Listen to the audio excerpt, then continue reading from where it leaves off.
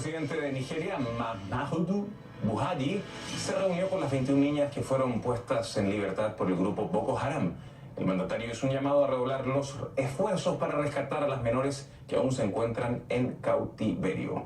Y les preguntamos, ¿cree usted que Boko Haram llegará a un acuerdo para liberar al resto de las niñas de Chibok?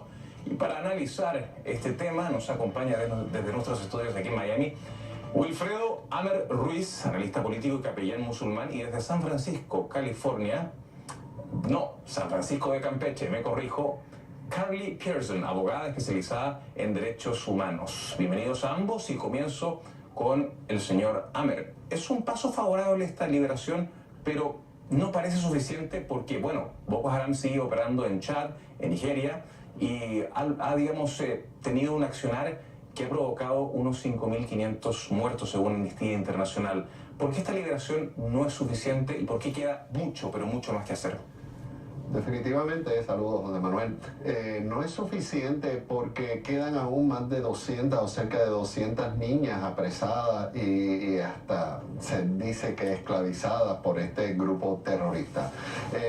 Es esperanzador cómo se liberaron estas últimas 21 niñas atrapadas, presas de Boko Haram, porque fue producto no de un operativo militar, sino de una intervención diplomática, digamos, no diplomática porque no son países, una negociación, pero una negociación política en la que se envolvió la Cruz Roja, el gobierno suizo, y se pudieron liberar asegurando su bienestar y obviamente salvando vidas. Yo creo que de la misma forma que se logró esta negociación, nos envía una señal fuerte de que quizás se pueda lograr algún tipo de acuerdo que garantice la liberación sana y salva de estas mujeres apresadas, estas niñas apresadas, que ya muchas ya son mujeres por el tiempo que llevan apresadas. Es esperanzador, pero aún sigue operando en este país grandísimo de 200 millones de habitantes, la principal economía de África, eso es Nigeria. Y en ese sentido, que siga operando este grupo terrorista de Boko Haram, allí es muy preocupante. Es preocupante no solo para Nigeria, debería ser preocupante para la comunidad internacional también. Ahora voy con la señora Pearson. Mi pregunta es, hay una negociación para liberar a otras menores. Si esto ocurre, ojalá Boko Haram no se acabaría. Su amenaza, de alguna manera, va a continuar. ¿Qué es lo que tienen que hacer los países africanos, los países del Medio Oriente también? Porque hay que decirlo, Boko Haram tiene una conexión con el Estado Islámico. ¿Qué es lo que hay que hacer para desactivar a Boko Haram? ¿La vía es la negociación, el diálogo o definitivamente de alguna manera la guerra contra esta organización? Bueno, gracias por invitarme. Primero quiero decir que es muy importante entender ese conflicto y esa violencia en el contexto del país de Nigeria. Nigeria es el exportador más grande del petróleo del continente africano. También tiene la población más grande del continente y la economía más grande. Lamentablemente también tiene niveles de corrupción muy altos. Eso ha dejado el país sin el desarrollo y la infraestructura básica para apoyar a la población. Además, Nigeria es un país dividido entre mujeres y hombres, dividido entre el norte y el sur. En el norte, la mayoría de la gente es musulmana y hay muy poca infraestructura y mucho más pobreza y muy bajos niveles de educación. Eso es donde se concentra Boko Haram. En el sur la mayoría de la gente es cristiana, hay muchos más altos niveles de educación y de infraestructura y de desarrollo. Además está dividido entre hombres y mujeres. El 50% de las mujeres en Nigeria son analfabetas, en comparación solo 31% de los hombres. Estas cosas, aunque haya una guerra contra Boko Haram y se involucran otros países del Medio Oriente o de África, uno no se puede matar una idea.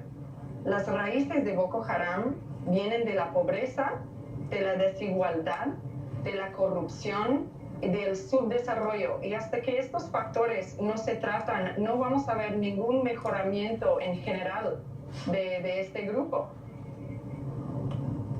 Claro, pero el cambio cultural toma muchísimo tiempo. Educar a una población que ha padecido de hambre, de pobreza, de falta de medios y que han, digamos, padecido gobiernos corruptos, probablemente hay muchísima inestabilidad institucional en un país de estas características. Eso toma una generación, 17 años por lo menos, en traer mínimos resultados. Entonces, ¿qué se puede proponer a su juicio? Pues para proponer... En el corto plazo.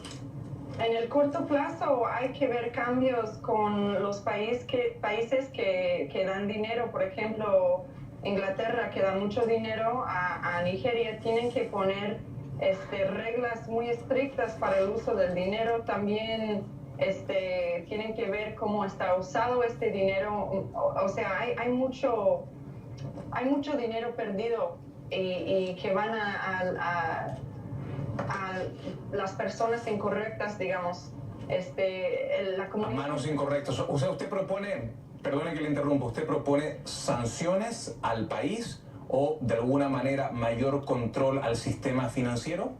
Pues mire, si pongamos sanciones al país, solo va a haber más pobreza, más desempleo y más desigualdad. Esos son los factores que alimentan esos grupos terroristas. Entonces sí hay que tener mejor control de las donaciones de la comunidad internacional, y la gente de Nigeria y de los países alrededor de Nigeria tienen que exigir que su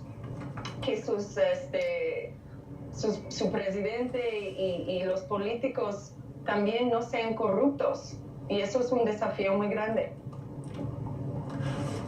Ahora, ¿qué pasa en África y en Medio Oriente, Wilfredo Amer, que la interpretación radical del Islam no produce paz ni espiritualidad, sino que en estos casos particulares, ¿no? En estos casos, fanatismo y muerte?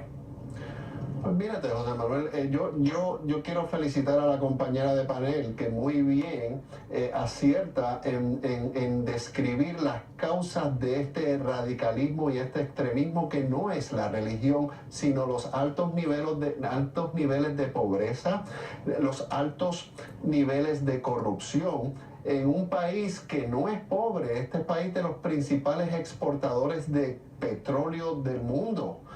Un país que ha sido generacionalmente explotado por muchas empresas que han ido allí a desangrar sus recursos naturales y a no invertir nada o muy poco en infraestructura, y más bien han invertido en alimentar una clase política corrupta más allá de cualquier ideología política. Así que ha habido una especie de trabajar de la mano de empresas que han explotado a Nigeria y a unos gobiernos corruptos que no han invertido.